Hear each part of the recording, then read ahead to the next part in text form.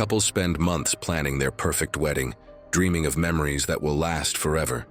But sometimes those dreams turn into nightmares. In this video, we're breaking down 6 of the most horrifying wedding accidents ever recorded, each one unfolding in moments meant to be joyful. It was July 12, 2017, inside a modest wedding hall in Tiberias, Israel. Music drifted from rented speakers and guests moved without urgency, unaware that a small oversight on the dance floor would soon turn a tradition into a tragedy. Eitan Morel, 28, an IT technician from Haifa, was quiet and reliable, happiest behind a screen and attending events out of obligation. His fiancée, Liat, a kindergarten teacher from Safed, shared his calm nature and had spent months planning the ceremony, hoping for a joyful start to their life together. Their modest wedding reflected that careful, understated effort. In preparation for the celebration, Eitan had helped select the hall's layout and lighting, taking careful interest in practical details. The venue's polished stone flooring, chosen for durability and easy cleaning, required frequent wiping during events, particularly near the dance floor. Eitan understood these logistical concerns well. His job involved troubleshooting workplace environments where small hazards could lead to accidents. But in this case, the final checks, like verifying dry floors between transitions, belonged to the staff. By late evening, guests were ready for the hora, a traditional part of the celebration seen as essential by many family members. The plan was to lift Eitan on a chair in the center of the room. He hesitated when friends approached him, pointing out that he had never been comfortable with heights or unstable footing. But they reassured him, insisting it was part of the moment. The carriers included 2 close friends and a cousin who had been recovering from an ankle sprain, but was determined to participate.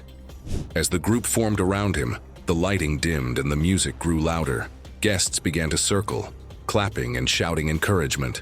A phone video later showed the early moments. Eitan gripping the chair arms tightly, smiling nervously while the carriers adjusted their stance.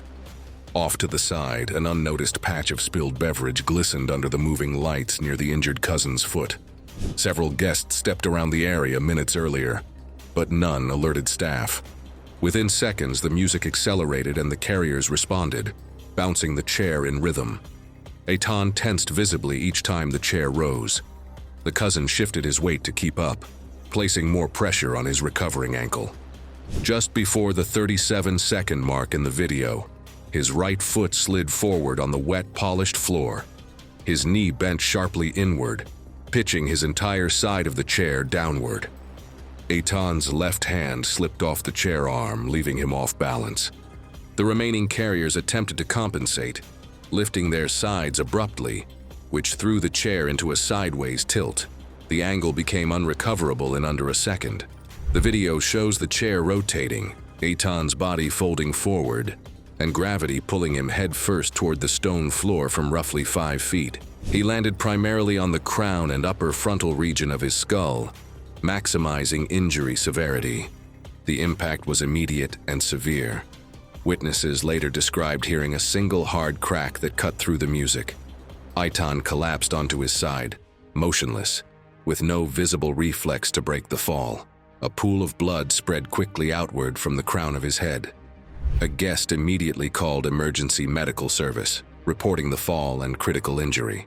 Paramedics arrived within 6 minutes, stabilized him with a cervical collar, placed him on a stretcher, and began transport to the hospital. He was pronounced dead shortly after arrival.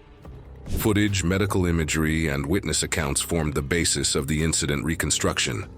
The coroner documented a fatal atlanto-occipital dislocation, a comminuted skull fracture, and catastrophic brainstem disruption. The report noted that the injuries were unsurvivable and instantaneous. In the days that followed, the wedding hall conducted an internal review of its floor maintenance procedures during events. Eitan's workplace later created a quiet, yearly tradition. A small hora playlist played during their office gathering, accompanied by a brief reminder on event safety. It was March 2, 2013, in Shijiazhuang, China. A banquet hall was already warm from the crowd gathering inside. Among the preparations for the upcoming wedding, a potentially hazardous setup involving indoor pyrotechnics went unnoticed by guests and staff. Junwei Han, 29, worked as a warehouse logistics coordinator. His supervisors described him as steady under pressure, and small vendors occasionally asked for him by name when loading schedules tightened. Recently, he had agreed to help with an upcoming wedding, specifically because the groom was a close friend from secondary school. The hall's setup involved certified indoor cold spark pyrotechnic units, designed to produce brief columns of sparks without open flame if used correctly. They were commonly used in indoor venues, but safe operation depended on a minimum vertical clearance of roughly 5 feet from any combustible surface and careful alignment of the jets. The decorative drapes, made from synthetic fabric, had been lowered for aesthetic symmetry, leaving the vertical distance dangerously small, less than 3 feet. Junwei noticed the narrow gap earlier but assumed the technician had already checked the tolerances. The assignment that day was straightforward. Stand beside the groom at the edge of the platform and hold the ring box until the exchange. What made the setup riskier than normal was the venue's decision to keep all 4 pyrotechnic units active, despite the low ceiling and tightly hanging drapes. A technician conducted a quick test shortly before the ceremony, during which one jet flared a few inches off angle. He considered it a routine hiccup and reset the unit, without verifying the actual gap to overhead fabric. Staff were rushed, guests were already seated, and no formal safety review had been conducted. In the minutes leading up to the incident, Junwei shifted his stance to create a clearer path for older relatives he expected might need space when leaving later. The groom and bride prepared for their entrance, and technicians focused on timing rather than environmental risks. Camera operators positioned themselves near the side aisles, capturing clear footage of the platform and ceiling decor. Nothing in the room sounded abnormal, but witnesses later said the air had a faint chemical dryness just before activation, likely caused by static buildup in the synthetic drapes. When the pyrotechnics triggered, 3 jets fired as planned. However, the 4th shot angled slightly upward, striking the overhanging drapes. The synthetic fibers ignited almost instantly, and multiple sparks hit concentrated areas, producing a small, rapidly spreading flame. Guests froze. Some bolted, others hesitated, uncertain if it was part of the show. Junwei stepped forward, ushering elderly attendees toward an exit. But within seconds, the flames licked the rafters, heating the exposed timber support beam above the platform. Heat distortion intensified, and the weakened beam, already compromised by age and moisture exposure, split with a sharp crack. Investigators later noted that the flame had burned for approximately 5 to 7 seconds before structural failure, which was enough to compromise the integrity of the wooden beam. It slammed diagonally onto Junwei, striking his shoulders and upper back, and forcing him face first onto the stage. Burning embers and fragments of fabric rained around him. Guests' attempts to reach him were blocked by falling debris and rising heat, and the nearest onlookers retreated as another section of ceiling began to sag. A nearby usher immediately called the Shijiazhuang Fire Department and local EMS, reporting the collapse and trapped victim. Firefighters and paramedics arrived within minutes, quickly extinguishing the flames and carefully removing debris. When they reached Junwei, he was unconscious, face pressed against the scorched stage floor, arms pinned beneath the splintered timber. He was removed safely from the debris, but despite immediate resuscitation attempts at a cleared area, he was pronounced dead at the scene. Paramedics confirmed that the combination of crush asphyxia and inhalation of smoke and superheated air made survival impossible. The coroner determined the cause of death as traumatic asphyxia from beam compression compounded by thermal inhalation injury. The Municipal Safety Bureau cited improper drapery clearance, unverified pyrotechnic angles, and a compromised support beam. The venue was fined, required to remove all overhead synthetic fabrics, replace weakened structures, and enforce mandatory indoor pyrotechnic safety checks. It was August 16, 2014, in a rented events hall in Catanduanes, Philippines. Evening humidity settled into the open windows, carrying the familiar buzz of nearby power lines and the uneven rumble of a portable generator outside. Roland Abello, 34, worked as a call center supervisor known for organizing small in-office programs and volunteering for community events. He enjoyed singing and took pride in planning details, especially for his upcoming wedding with his soon-to-be bride, Christy. Friends described him as someone who avoided unnecessary spending but insisted on making gatherings feel personal. Because of the recurring brownouts in the region, Roland had researched budget-friendly equipment options. The mobile DJ he hired used a portable 220 volts, 60 Hz generator, adequate for powering speakers and lights but sensitive to load fluctuations. At the venue, power was run through long extension cords fed through a window and taped to the floor.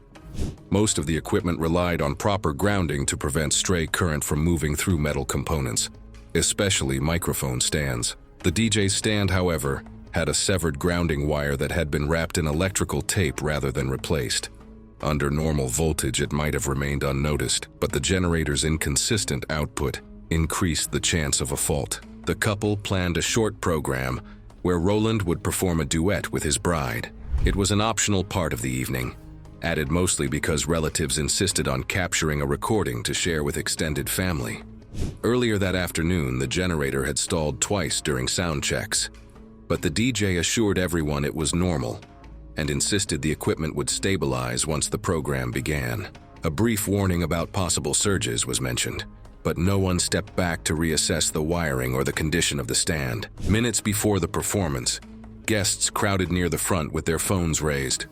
The room's lights dimmed slightly as the generator took on the load of additional speakers. Roland approached the microphone stand while adjusting his shirt sleeves, focused on timing his entrance. The instant Roland wrapped his right hand around the metal stand, a sharp electrical snap was heard.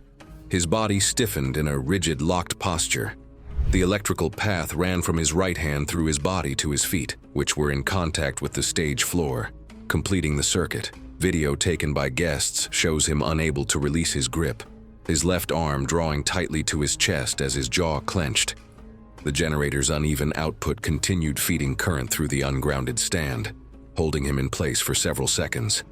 When the generator sputtered and cut out, Roland's body released abruptly.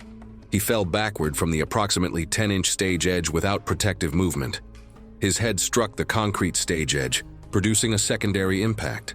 A nearby stagehand immediately called local emergency services. Paramedics arrived within 6 minutes. Despite resuscitation efforts, Roland was pronounced dead at the scene.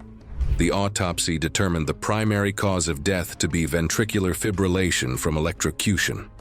Secondary injuries included a depressed occipital skull fracture, consistent with the backward fall after cardiac arrest. In the days following, his bride declined criminal charges. The couple's extended families worked quietly to support Christy, helping her navigate grief while preserving the personal touches Roland had always valued for gatherings and celebrations. It was November 1st, 2014, in Jaipur, India, where late afternoon warmth held over the narrow lanes leading to a wedding venue. The decorated buggy at the front looked steady enough, but the small signs of strain around the horse and handler hinted at risks no one chose to acknowledge. Anaya Joshi, 25, worked as a kindergarten teacher, known for organizing cultural days and encouraging her students to learn traditional songs. She had always imagined arriving at her wedding in a classic horse-drawn carriage, a choice tied more to sentiment than extravagance. Her fiancé, Nimesh, described her as gentle but firm about certain traditions, often influenced by extended relatives who wanted the ceremony to appear authentic for photos and community expectations. The Marwari mare assigned to her booking was usually reliable for procession work, trained to handle crowds, drum beats, and moderate fireworks. The harness system consisted of a padded breast collar, side straps, and reins threaded through simple rings, not specialized equipment, but serviceable for slow ceremonial movement. The carriage itself was light wood with ornamental panels and a shallow bench seat. Under normal conditions, the setup allowed for gradual speed changes and predictable handling. However, firecrackers could create sudden noise spikes that startled even seasoned horses, especially in enclosed spaces. During the procession, the handler had cautioned several times about the proximity of firecrackers. Relatives still chose to light more at the end, insisting it completed the celebration. The mare began tossing her head, pawing once and shifting weight unevenly, early indicators of rising agitation. No one paused the procession to let the mare settle. Then a cluster of firecrackers ignited closer to the horse than planned. The mare flinched hard, jerking forward and pulling the reins through the driver's hands. The baggie lurched down a narrow stone-lined alley that connected the street to the venue entrance. Guests shouted and tried to clear a path, but the space confined the mare's movement, increasing her panic. The driver attempted to regain control by bracing his feet, but the reins had slipped too far. As the mare accelerated, the left wheel struck a raised drainage lip, jolting the carriage sharply. Anaya, constrained by the weight and length of her dress, could barely brace or adjust her position. Witnesses later described the baggie's frame splintering as it scraped against the wall, and the tilt threw her sideways with considerable force. At the moment of impact, the horse was moving at roughly 13 miles per hour. She struck a plastered brick wall. The imprint on the wall later matched her shoulder and head. Several guests heard a muted crack at the moment of impact. She landed on the ground immediately after, veil tangled in broken wood. A nearby guest called emergency services immediately, and paramedics arrived within 8 minutes. But despite their efforts, she was pronounced dead at the scene. Later autopsy determined the cause of death to be craniocervical dislocation, accompanied by compound skull fractures and multiple rib fractures causing rapid internal bleeding. Injuries indicated that death occurred within moments of impact. The alley surface, uneven with stone drainage edges, contributed to the carriage's tilting and subsequent loss of control. The limited ability to brace due to her dress further amplified the force transmitted to her body. Local schools held a brief remembrance in the following weeks. Nimesh remained by her side throughout, arranging funeral services and comforting relatives. The mayor was retired from wedding duties, and the handler reinforced restrictions on fireworks for future processions. It was December 8, 2018, in São Paulo, Brazil. In an open event lot behind the community hall, workers moved between tables and cables, adjusting decorations as the wind shifted unpredictably. Mateus Rivo, 27, worked as an auto shop apprentice. He had a habit of taking on physical tasks without hesitation, partly to prove himself capable after months of struggling to move up at the shop. His fiancée, Sophia, was a preschool teacher from the same town. He often mentioned wanting to show his supervisors he could handle more responsibility, and helping with wedding setups had become a way of demonstrating his reliability to a wider group. Balloon arches with foil balloons attached to aluminum frames were lightweight, but electrically conductive. When lifted upright, the top section became a long horizontal bar, capable of bridging high-voltage lines if brought too close. The venue's overhead power lines carried 13.8 kilovolts, typical for urban distribution, with the lowest sagging wires at the minimum required clearance for safe handling of tall structures. The arch's base rested on plastic weights, but once lifted, the entire frame acted as a continuous conductor with no insulation. Under calm conditions, the risk remained low, but in shifting winds, the margin of safety dropped rapidly. That afternoon, the photographer requested an extra 2 feet of clearance for group shots. Mateus joined 3 other helpers to lift the arch. A crew member noted that the top seemed close to the lowest wire, but Mateus believed the cable hung high enough to avoid contact. Weather advisories had mentioned intermittent gusts, yet the team aimed to finish before guests arrived and continued repositioning despite the unstable wind. As they lifted the arch to full height, a sudden gust pushed the upper section sideways. The helpers stepped to adjust their footing, but the aluminum rod wobbled above them. Mateus tightened his grip, shifting his weight forward in an attempt to counterbalance. The next gust angled the top corner toward the energized wire faster than they could react. The aluminum frame contacted the live wire, producing an intense arc flash with a bright white flare. Mateus, holding the frame with both hands, received the direct current. His muscles locked instantly. Witnesses observed him fall backward as the arc ended when the arch dropped out of contact, smoke rising from his shirt, with scorch marks forming on the grass beneath him. Paramedics arrived within minutes after a family member called. Despite CPR and defibrillation, Mateus was pronounced dead at the scene. The coroner determined the cause of death to be high-voltage electrocution, resulting in immediate cardiac arrest and respiratory failure. He also had third-degree burns on both palms, a linear exit burn on the left foot, and deep internal charring along the forearm muscles tracing the path of current. In the aftermath, Sophia stayed at the spot where Mateus fell, surrounded by family and friends. Weeks later, she held a private memorial there, placing candles and flowers as a personal tribute, while the municipal review of safety guidelines offered little comfort against her loss. It was May 4, 2016, on the second-floor terrace of a seaside hotel in Izmir, Turkey. The reception had just shifted into its quieter phase, with guests lingering after the ceremony. The air was calm, but the wooden railing closest to the waterline creaked intermittently under shifting weight. Kerem Ulis was a 31-year-old middle school science teacher. His bride, Selin, shared his quiet nature and had spent months planning the ceremony. Outside of work, Kerem lived quietly, enjoying small routines and simple comforts. Friends remembered him as gentle and dependable, the kind of person whose thoughtfulness often went unnoticed.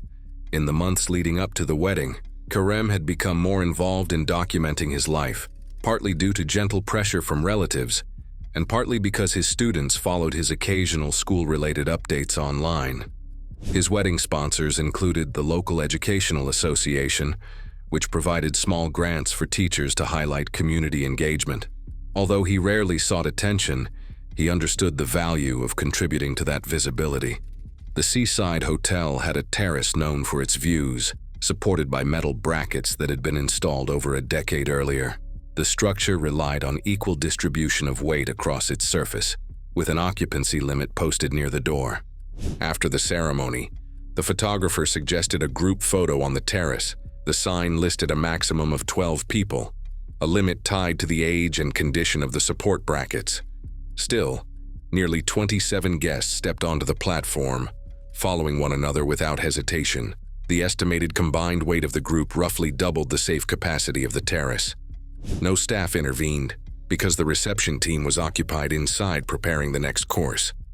Kerem stood near the edge. Someone called for everyone to move closer, prompting a final shift that pushed weight toward the far corner. Witness accounts and later structural analysis aligned closely. One of the primary support brackets, compromised by years of salt exposure, sheared along its weld line. A phone recording captures the sharp metallic snap, followed by a rapid downward drop. The terrace gave way in a single motion, falling roughly 8 feet. The railings tore free as the platform collapsed, offering no meaningful resistance, and the board splintered under the load. Kerem was pushed outward as the railing split. His body rotated slightly during descent, with the upper torso tipping forward while the legs lagged, creating a diagonal landing trajectory. Footage shows his body striking the concrete courtyard below. Witnesses described a heavy, singular impact, immediate loss of movement, and no sign of protective reflex. 2 other guests fell behind him, but struck at different angles. Kerem absorbed the full force of the fall due to his placement at the outer edge. Selin screamed and tried to reach him, but she was pulled back by other guests. One of the nearby family members immediately called local emergency services. Paramedics arrived within 7 minutes. They immediately assessed him and attempted basic life support while immobilizing him with a cervical collar. Observing he was unresponsive with fixed pupils. Despite these efforts on the terrace, Kerem was pronounced dead at the scene after confirming massive blunt force trauma and non-survivable injuries. The coroner documented massive blunt force trauma, including a crushed thorax, ruptured aorta, and multiple bilateral rib fractures. Loss of consciousness occurred instantly upon impact, and cardiac arrest followed within seconds. In the weeks that followed, Kerem's students created a memorial display using his handwritten lab notes and the models he had built for class demonstrations. The hotel quietly replaced all balcony brackets and added bilingual warnings emphasizing strict occupancy limits. Thanks for watching. If you liked these stories, click here.